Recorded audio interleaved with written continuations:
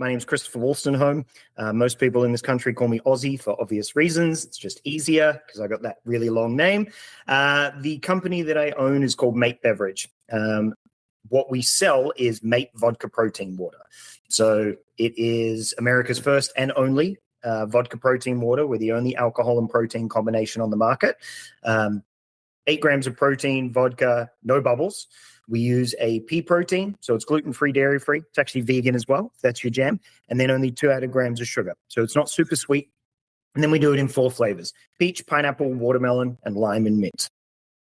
Very cool. So we're distributed right now. Anybody's listening or anything like that, where are you guys on the shelf? And then do you have DTC for shipping in certain states and stuff? So we are in Georgia, North Carolina, special order, and then Iowa, because that's where my wife's from. So you always want to be distributed where the family is. But we run through Reserve Bar for D2C. Everything's on the website. You know, you can, if you Google protein and alcohol, I'm the first thing that comes up for obvious reasons. It's always a nice feeling to be, you know, the first thing out of Google. And then with our distributors here in Georgia, we're within the beer network. So Atlanta Beverage, Eagle Rock, Bib, there's a whole host of them. Basically, if they do, the AB products, that's where you're going to find me. Perfect. And let's go back to your personal story and everything like that. Let's fly back before you started the brand. Paint the picture for me. Where were you? Who was around you when the light bulb came and the idea came from Mate? Yeah. So this company was born from failure. So basically, when I first got to America, turned around to my girlfriend, now wife, and I was like, something's missing. You know, I don't know what's missing, but something's missing. And she was like, Chris, you're being an idiot. This is America. We've got everything, right? We don't miss things in this country. And something was just missing. Anyway, we go back to Australia. Mate of mine calls me up and he's like, hey, can you go through the bottle-o and, pick up a couple of cases and some ice? I was like, yeah, no worries. So we drive through a liquor store, right? And Texas is the most well-known place to have the actual, you drive into the building, they load up your boot, and then you drive away. And my wife was like, wife was like, oh, we don't have these in Georgia. Like, this is amazing. And it dawned on me, I was like, Americans love to be in their car. They love pickup. They love to not have to do anything and go anywhere, if it can come to them. And, I took that idea from Starbucks where, people would sit in their cars for 15 minutes to get 2 coffees when you could park, walk in and walk out in 3. COVID hit. I've always been in restaurants. And obviously I went from working, 70 plus hours a week to 35. And when you are someone like me, you need to fill that time. You can't just watch TV and hope that your brain's going to go quiet, because it just doesn't. So I wrote a business plan, ended up getting SBA funding, found a location, did the renovations, shelving, stock, was starting to hire people. Everything was all lined up really nice. And then the state gave me a call and said, we've made a mistake with your paperwork. You are too close to another liquor store. There's no changing it. You have to pull out. So that was exactly 4 weeks to opening. On the day, 4 weeks. And so we pulled out. We sold everything off, sent everything back, wound down everything, ended up losing just over 50 grand on that. So I remember the day, Friday afternoon, sat in front of the spreadsheet, calculated the losses, was by myself, had a 5-minute cry, right? I was like, what have I just done, right? We don't like it when we lose $10, much less losing 50 grand, right? So my wife comes home and she's like, what do you want to do? And I said, look, I'm not happy. I'm not going to be happy for a minute, but if I make you happy, that'll probably make me smile. So there's a place around the corner. It's called Generations Pizza. They do a pizza there that is known in the Midwest, and it's called taco pizza. And it's very, very famous in the Midwest for some reason or another. All the Casey's and petrol stations and all the pizza shops do it, right? So we go there, we order a taco pizza, we order some cheese sticks, order a couple of beers. And we just got talking. And it was like, what do you want to do? What are you thinking?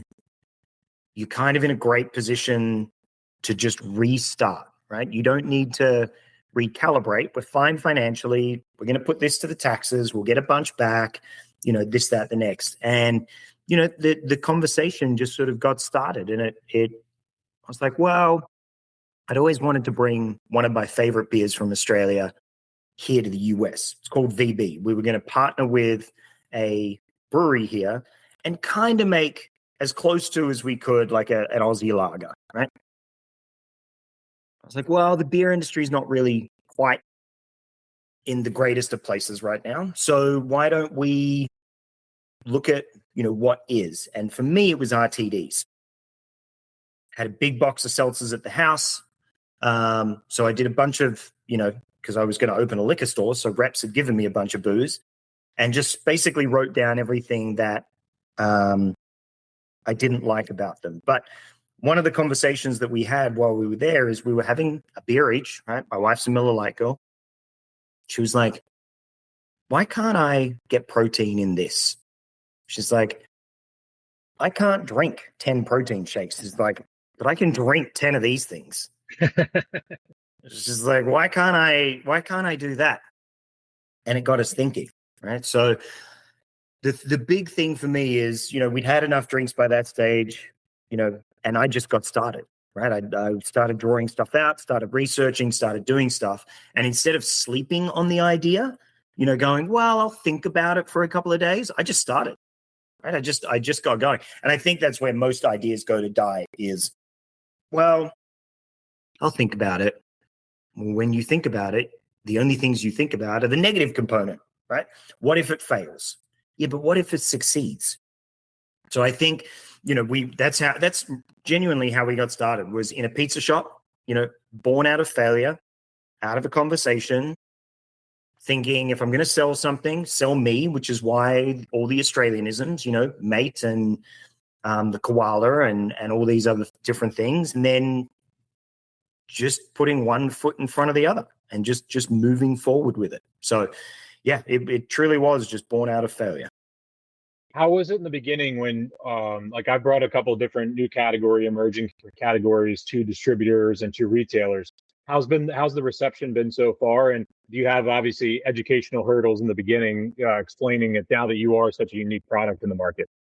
Yeah, so it definitely started, you got to remember I was in restaurants. So I knew all the reps. I knew all the distributing houses. I bought off them, right? I was the GM of the restaurant that dictated what I didn't get in. So I knew all these guys. Even then, even that problem, and even with the juice being really good, they were like, Chris, we just, Savannah Distributing said it best. And they weren't being rude. I was with them. They'd tried it. They had done another tasting with me. We were, conversing about the whole thing. And they were just like, Chris, it's really good, but we don't know how to sell it. Like, we don't understand how we're going to go to a store owner and be like, guess what I've got? Now, 2 years later, this wellness adjacent space that is definitely growing up. That's what I call it. You can call it the aid space or whatever. You've got Daylight, Superlight, Vodka. There's all these brands that are coming out with electrolyte alcohol. You, as the first person through the wall, right, you're going to take a couple of hits. And that's exactly what I was. I was the first guy through the wall, first guy to blend, a wellness product with alcohol. So yeah, it takes time. You need to learn to get around that. Once you get a distributor on board, great. Then make sure that you've got a couple of stores, right? And I tell everybody 10, right? Get 10. Whether they're on-premise, off-premise, get 10. Because you can do tastings in those 10 stores every couple of weeks so that they are constantly moving product, right? Don't try and go to 200 stores. Go to 10. Get 10 down. And that was basically what I did with the first store. Was they were like, yeah, you shop here. We know who you are. But FYI, if it doesn't sell, it's gone. We're still in there 2.5 years later. So it requires a lot of work on my side to generate, that, and I'm trying to find a card that the other thing I did was I got cards printed with Vistaprint outlining exactly what it was. Nice. So that if you came into the store and was like, I think my wife would really like that, I go, hey, take this card. When she goes, what the hell did you buy? You show her the card, right? And what happens is people put it on their fridge, and then a friend comes over and is like, what's that? And they're like, oh, yeah, it's this. We picked it up. It's in the fridge. You can try it. It's great. It's, this, that, the next. So I think, this is one of those components for definitely that first 12 to 18 months that you're selling. Now, you got to remember, we were doing research and development for 13 months to get the product even created, especially with the TTB and the FDA, because brand new, never been done before, wrapped up in red tape, the whole works. But then when you're training people, that first 18 months, it's all about education and achieving that next buy. And, now I did a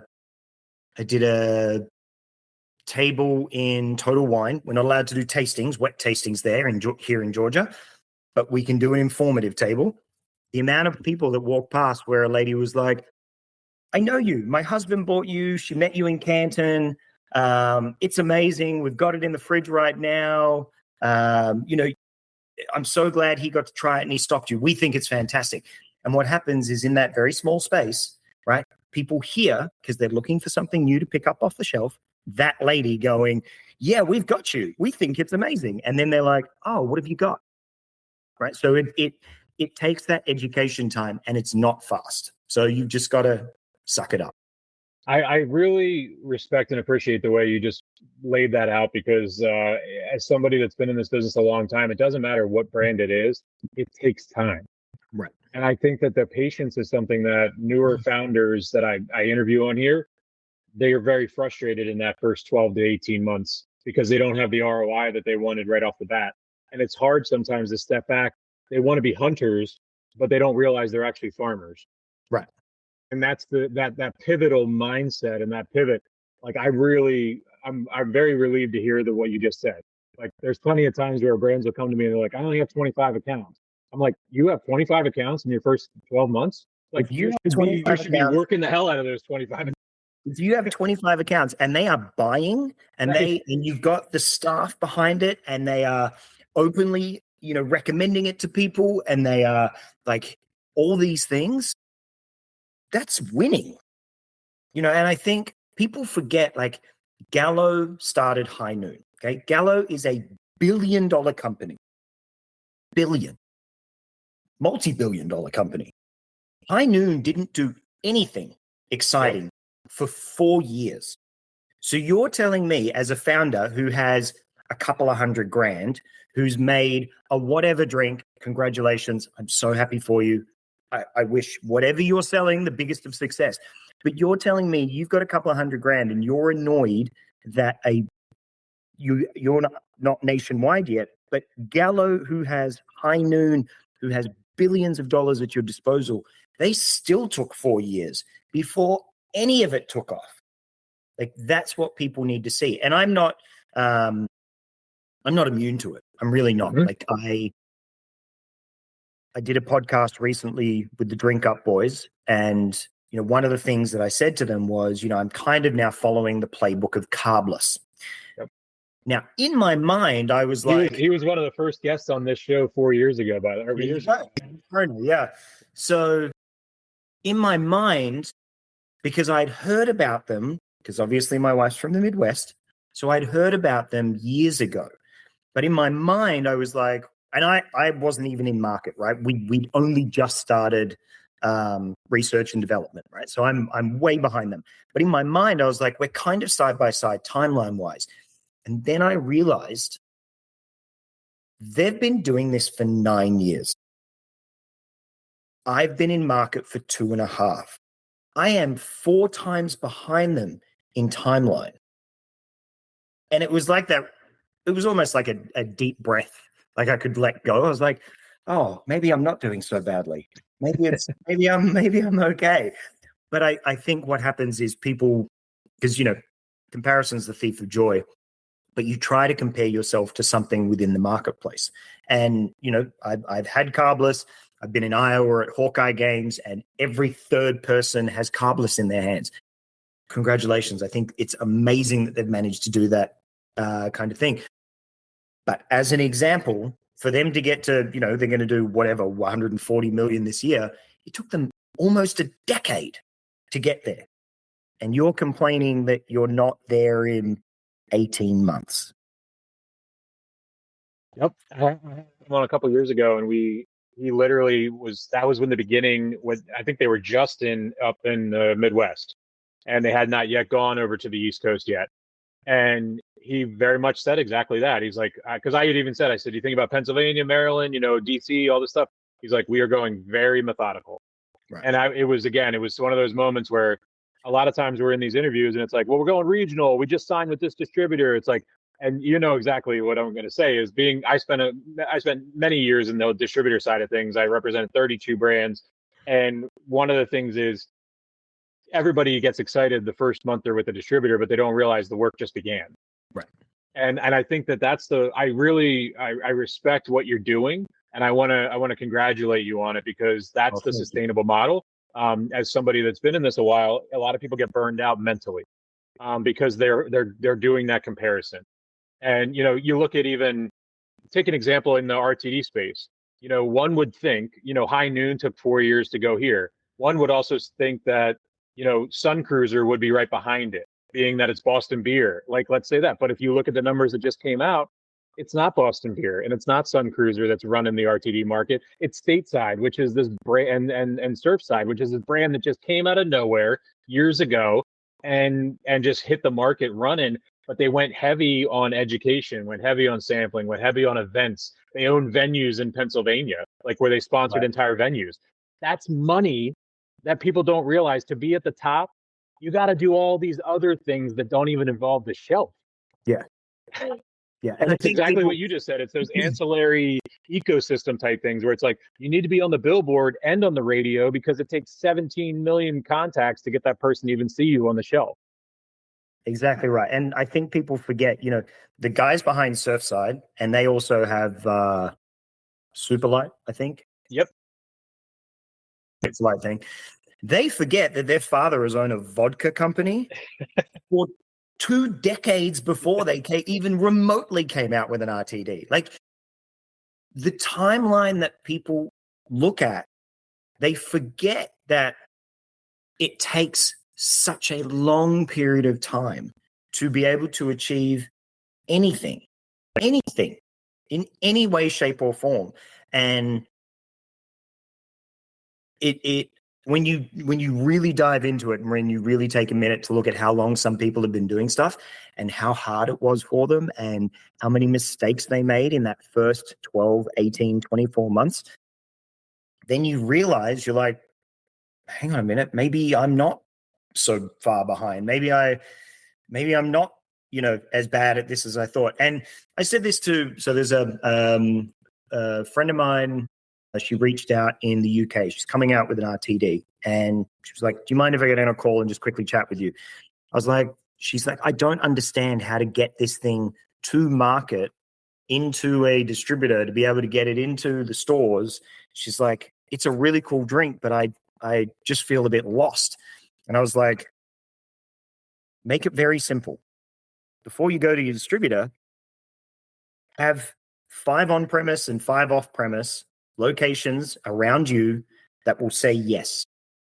We will get a case of each when it comes out for you. And then when they buy it, go and do tastings. When they buy it, go and drink it in the beer garden. Generate those returns and only focus on 10. I said, and then only do 10 or maybe 20 for an entire year. Don't try to go to Ireland or Wales or whatever. Stay within your market. Stay where all your friends are. Stay where all the people that support you, who want to see you succeed, who will drink your product because it's your product, and who will buy your product because it's for you, do that. And she was like, that sounds really clear. It's like, yeah, but we as founders, we think of this giant, enormous map that we want to be everywhere. No. Start here, start down here, and then go from there. So I think that's what, if anybody from the podcast that listens today takes anything, it's probably that is the timeline's going to take longer than you think, and you should really focus on your home market first. Yeah, it's location trackers and store trackers on the brand on their websites. And it's always a flag for me of concern and empathy for them, because I'll see they're in Michigan, Texas, California, and New York. And I'm just like, how I get it. And then when you talk to them, most of the time, they're very reliant on their distributor to push their product for them. And I think that they don't realize what the rate of sale means. And I think one time, it's kind of like when you look at the internet. And now today, I think the latest numbers was 50 or 60% of the internet is bots. And so you think about it that way, it's kind of the same. And I was one that sold into thousands of places for people. If you don't have a rate of sale at nearly 100% of the locations you're at, those are just vanity metrics. To be able to say that you have 1,500 locations across the country, but only 500 of them are actually reordering every 2 to 3 months, that's a big concern, because you have things we call it having birthdays, where you have a lot of cans having a birthday on a shelf somewhere and collecting dust, growing a beard. Really, eventually what happens is years later, that external radius begins to come inward, because now those products are being pulled off the shelf, and those people are stopped buying it. Those people then tell their friends, they've then moved on to another product. Thus, the cycle continues with a new brand. And then all of a sudden now, 3, 4, 5 years in, the market forced you back into your home market, but also it forced you with a lot of people turned off with your product. Right. And so now you have a whole different problem in the future. And that's what I try to talk through a lot of people with. And I'm happy that you don't have that mentality, because they don't realize that while the ripple goes out, the ripple comes back. And it's either going to come back with good shit, or it's going to come back with like a bank account breaking shit. Yeah, it was funny. I mean, I will be, very transparent for people. I was copying essentially the mum water mentality, and mum water is everywhere. It's in 45 states, and you can buy it everywhere, except they're only doing about 40 million a year. Carbliss, right, which is now who I'm copying, stayed in that one little section in the middle of the US, North, South Dakota, Nebraska, Iowa, Minnesota, and something else, right? They were just doing 100 million a year, because what they focused on was the colleges in their Midwestern town. They went to all the festivals, they did all the tastings, they did everything that they could focus on in that sliver of the market. And it's only this year, almost 10 years in, that they've made it to Georgia. Mm-hmm. Right? This is their first year. So we expanded to Florida, but I had such issues with my distributor. And it's not like people weren't buying. Total Wine put us in 3 pilot locations. They then expanded us to 9, right? Because they loved what was going on in those 3. But they sat there and they're like, Chris, we can't take an order once a month. We want a full shelf all the time. So either you get a new distributor or we've got to drop you. So we pulled out of the Florida market to make sure that, okay, Georgia is doing its thing. We want 80% reorder rate. We want, all these metrics that I've assigned myself to then be able to go to the Florida distributor and go, okay, guys, this is working. And we're 1 state away. Okay. This is how we want to do it. We want to go 1 state, 1 state, 1 state. I love the idea of, I I will jump on my soapbox not because I hate her, but because I think it is the most classic tale of time.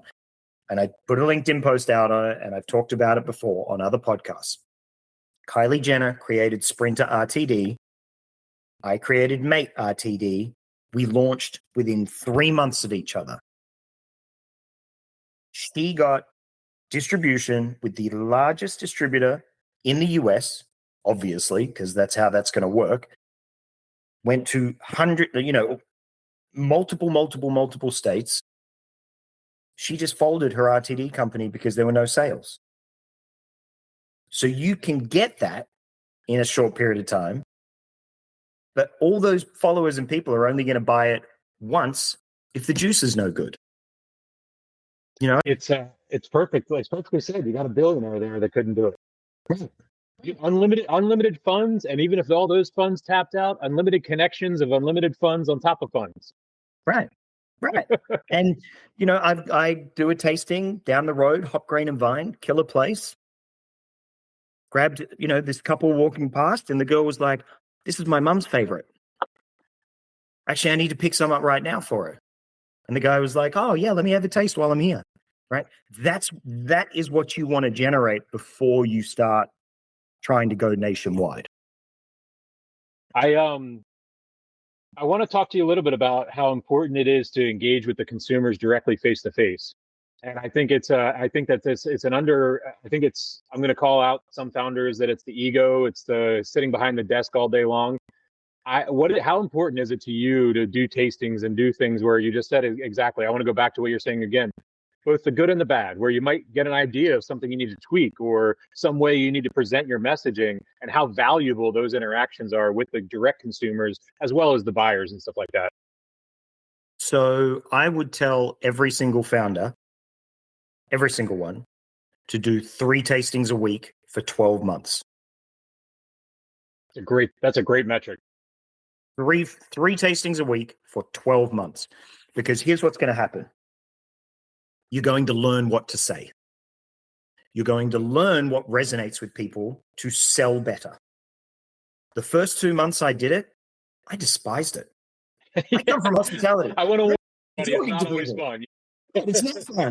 I'm used to talking to people, and I still despised it. Okay. But you learn what pulls people over. You learn what to say when they get there. Okay. Then on top of that, you start to get recognized. So my stepdaughter goes to Georgia Tech. I was walking down the street, and a guy was like, and I'm in Georgia Tech gear. I'm in a blue shirt, a hat. I've got shorts on, like I'm just going to the football game. "You're the mate guy." "I am, yes." "Like, you're the mate guy." "I am. I met you here. We bought your drink. It's amazing. It's in the fridge right now." And what I think founders forget, and they need to pull from this, is you, above anything else, somebody wants to support you, not the brand, you. So people learn that it's my brand, right? And they're like, "It's really good. I wasn't coming in for it today, but I'm going to pick up a box anyway because I got to meet you." It's you. Now, there are times where people go, "Oh my God, I hate it," right?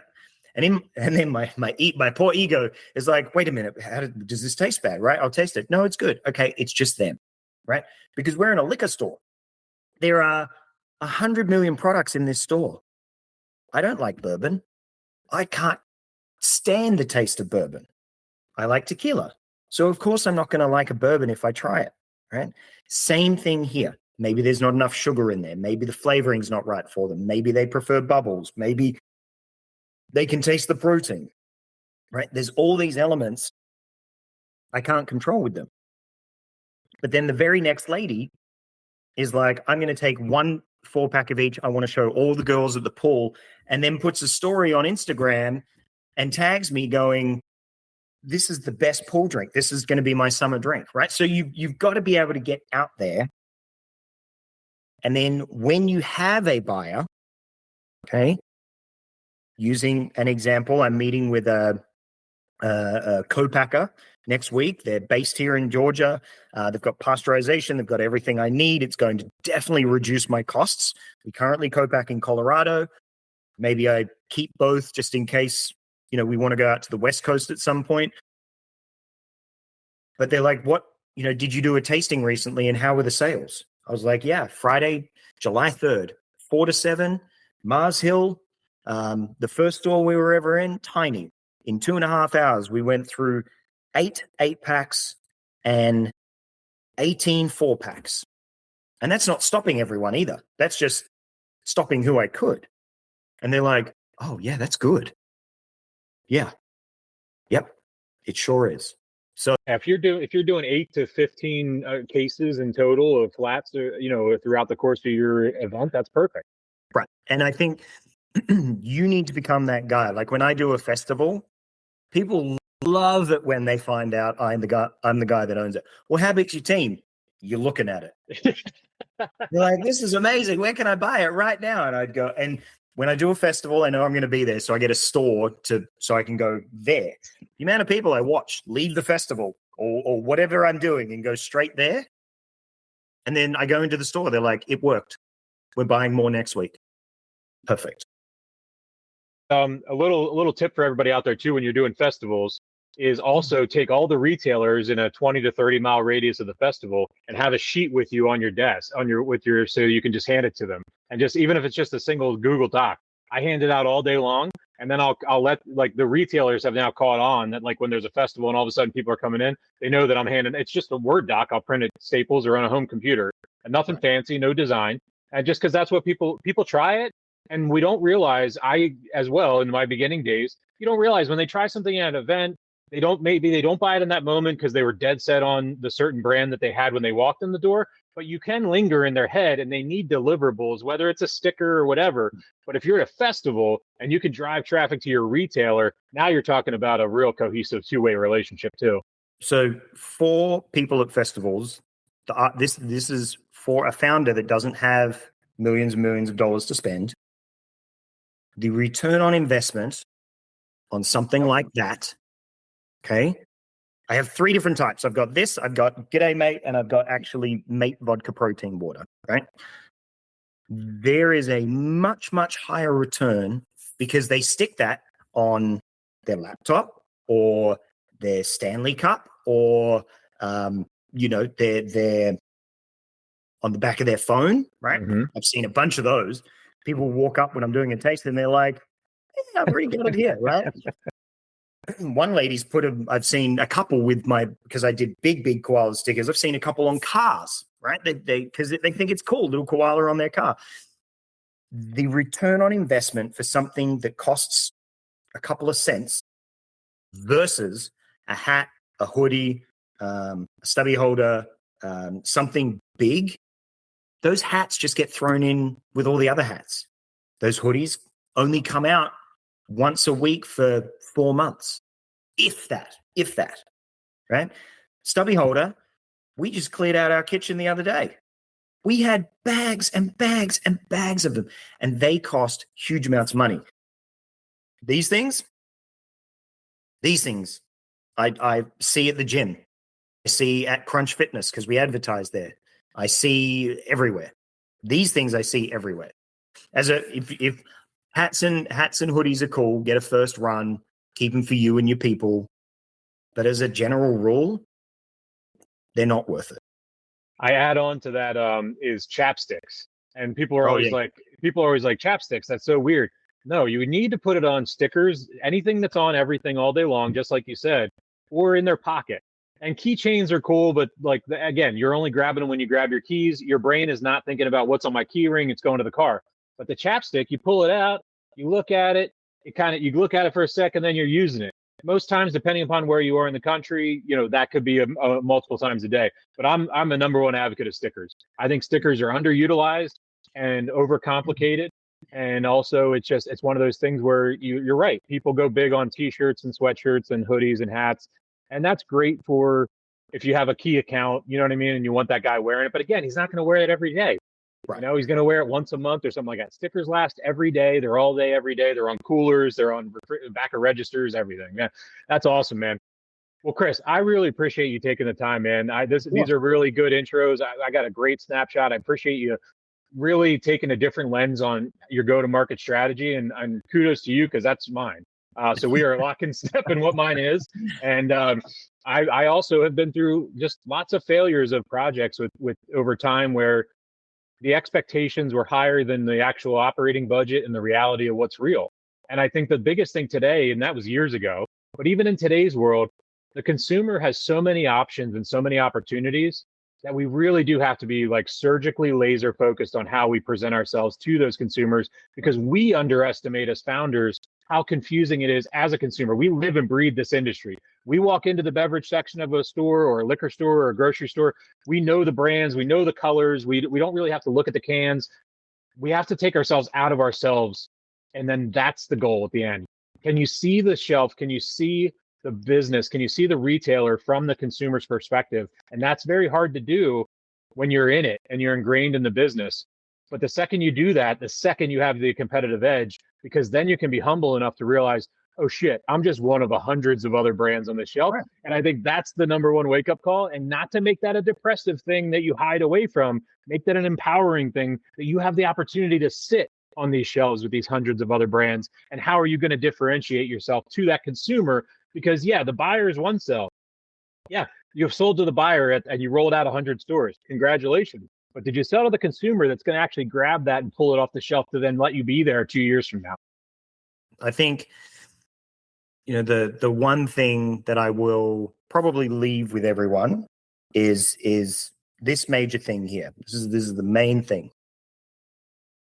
We as children growing up, our parents tell us, we come running in, we're crying, we're kids.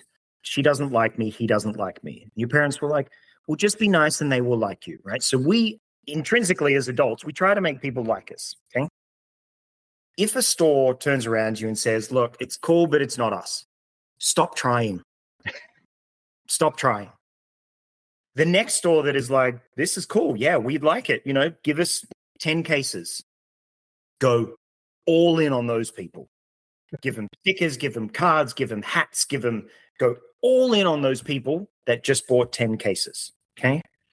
Stop trying to make the person that doesn't want you like you and focus on the people that do like you, okay? I don't justify it to people when they go, thanks for letting me try, but it's not really my thing. I don't try and get them to like it. I go, thanks for trying it. You had nothing to lose. I appreciate the feedback. That is probably the most important advice anybody could take, because I told you I've been doing this by myself for 18 years. I just learned that 2 years ago. There you go. I just learned it, and it has changed every piece of my life, my sanity, my mental health, everything. And it's not a F you because you don't like it and I don't take it personal. It's the abundance mindset of understanding there are thousands of retailers out there, but not thousands of retailers that are good for your brand. Right. And it has nothing to do with the retailer, because they're being honest with you. They're saying it's not right for us. It's not you are a piece of shit and you developed a crappy product. No, they're being honest with you. Those no's are honesty a lot of the time. Now, granted, sometimes people blow you off and stuff like that, and that's fine. And you might want to pursue those, but most of the time they're really saving you a lot of time. 100%, 100%. Just go all in on those that want to go all in with you. And you know what? If you only focus on those people that really go all in, the other stores that said no, they're going to start losing money for not having you in there, because people are going to go, do you have mate? No, we don't. Okay, I'll go buy it somewhere else. And they just leave. So they're going to start hearing, oh, we need to get mate. So the next time that person comes in the store, they're like, oh, by the way, we got mate for you. Oh, perfect. I'll buy some right now. That's that. If you do that as a founder, just focus on the people that want you. Everyone else will catch up. It's as simple as that. That's exactly it. Because if you're doing it right, they're gonna be chasing you. So if they're not chasing you and they're not calling you, you're not doing something right. Exactly right. Exactly. Right. Perfect. Well, real quick, as we're closing out here, give everybody, social media handles, remind them of the website and everything like that, and where to find you. Yeah, absolutely. So social media, Mate Beverage, Mate Vodka Protein Water. We're on TikTok, Instagram, Facebook, that sort of thing. Drinkmatebeverage.com. That's our website. Very simple. It's got an outline of how we work. It's got the nutritional facts panel. It's got a map there. It's got ways to contact me if you want to chat to me about some stuff. And you can Google me, vodka protein, and it'll come up with me. It's work so hard. You're the first on the first page of Google, and that'll make you feel pretty good too. So if you want to follow me, I don't really post anything specifically about me these days because I'm obviously focused on the business. But you can find me under Chris Wolstenholme just make sure you choose me and not the bass player of the band Muse. So, because his name is also Christopher Wolstenholme. So go figure. That is wild. I have a pretty good last name, and I recently ran into somebody that has the same name as me, and it was a weird experience. That's for sure. Yeah. Yeah, you're like, wait a minute, are we related somehow? Is this? It ended up we were 2 or 3 degrees, I think. There you go. Still, yeah. There you go. Love it. But hey, I want to thank you for coming on, and more so than your story and your mission, I want to thank you for coming on with no script, no agenda.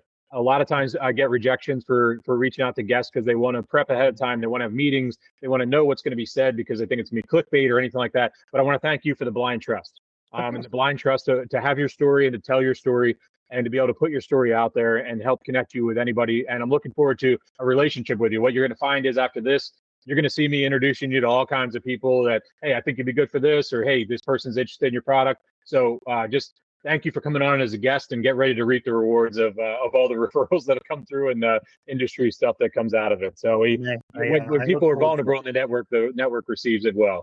Yeah, absolutely. Hey, you just make sure you send me your address so I can at least get a sample box to you, and that way you can taste what it is that we've talked about. Excellent. I'll be fully transparent. I'm 3.5 years sober, but my girlfriend is my taste tester, so definitely send them. We have the same palate. Even better. I love it. I love it. I love it. Yeah, exactly. Yeah, we still sell alcohol all day long and have it in the car and everything like that. And it's part of. I never wanted to leave the industry, even when I quit drinking. It's an industry I love and I never want to get out of.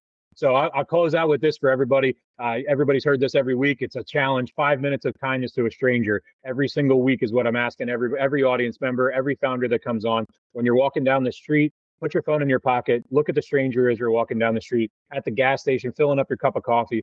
Ask the person next to you how they're doing and actually shut your mouth and listen to their story. All right. Focus on somebody else for 5 minutes a week, 20 minutes a month. We talk about ROI in here all the time. If you spend 20 minutes a month with different strangers, the ripple effect that will occur, you might not always win. Some people might look at you like you're crazy. It's not about winning. It's about putting good shit out there, and eventually it'll come back to you. And it's not for yourself. It's because this world is a crazy, beautifully destructive place. And while your life might be fulfilled, you might have your family and everything's good, there's somebody out there that isn't. And I bet you over those 20 minutes a month, you're going to hit a lot of people that aren't having a good life. They may not even want to be on this earth. And that human connection could give them another week, another couple months to think about things and really consider what's going on. So, Chris, thank you for participating in the show. Thank you for being such a positive influence on this place. Because I know for a fact, being in this industry, your mission and your go-to-market strategy is unique. You're going to get a lot of people that are going to give you side eyes and everything like that, but keep your head on the grindstone. And I'll give credit to Adam and his wife and everything like that, because they were on here years ago as well. People thought he was crazy when he got on the show and started talking about it. And years ago he said it, and they stayed on that path, and look where it is now. So it's not a pipe dream, because it's the difference in a pipe dream and the reality is the hard work. It's the grit and the resilience of calling somebody 25 times before they finally call you back. Walking in the door 50 times before you actually sell one case. That's what this industry is. You might have flukes. This is to the audience, not to you. You could have these flukes where a distributor buys 15 pallets from you, and all of a sudden you got a $50,000, $100,000 day, and you're excited. Guess what? The work just began, because you got to get that market to accept your product, to love your product, and pull it off the shelf. Chris, this is a conversation that's not said enough in this industry. So you have a good rest of your day, buddy. Thanks again, man. You too. Bye now. Bye-bye.